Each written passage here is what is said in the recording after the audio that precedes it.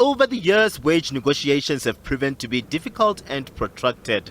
This is mainly because of the current ailing economy and rising inflation. The cost of living has been on an upward trend, leading to retrenchments and some business closed shop. Unions say workers have been hard done over the years on the wage negotiations, and that although negotiations are often a mixed bag, they found employers not honest about their finances. So often workers are at the receiving end. Often employers would put workers' interests at the very last on their to-do list.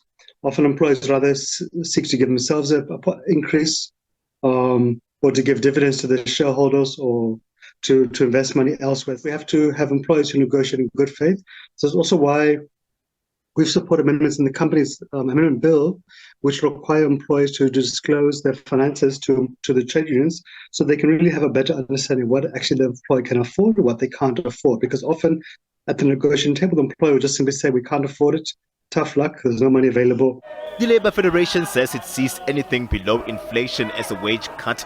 It's also accusing employers of pushing for lower wage increases while raking in millions of rands at the expense of workers. Workers will spend about a quarter of their salary on transport to get to work, on taxis or buses, or the petrol crisis, etc., hits them quite hard.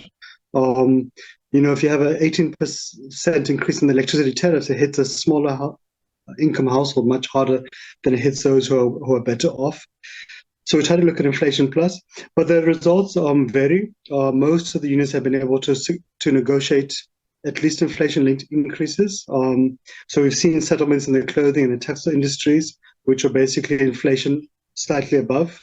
Labour experts say the affordability factor is a critical aspect, with both the public and private sector employees struggling to get the best out of the bargaining process. We're at the high end of an interest rate cycle.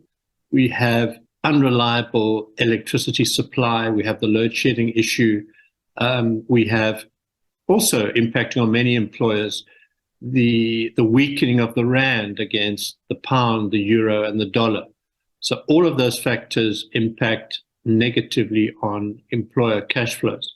So those are the kinds of issues that restrain employers when they approach the wage negotiation. Keeley has described 2023 as a tense year of wage negotiations, but says there are so far notable small victories for workers in some industries. Well, I think if we're looking for current examples of settlements, a good one would be one reached I think yesterday, which was NUMSA and ArcelorMittal, the steel giant.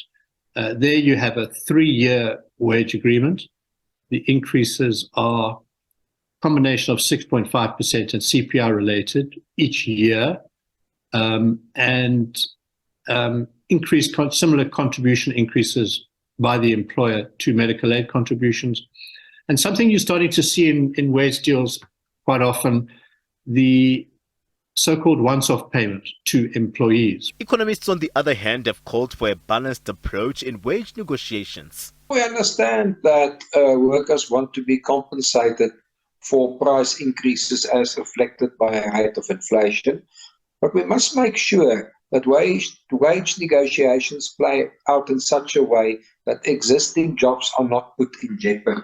Often, employers can only meet the demands of trade unions through a reduction in employment, through layoffs of some of these staff members, and that is what we should avoid. Unions are calling for the amendment in the company's amendment bill, which will require employers to be more transparent with their finances and disclose this in full to the trade unions during wage negotiations.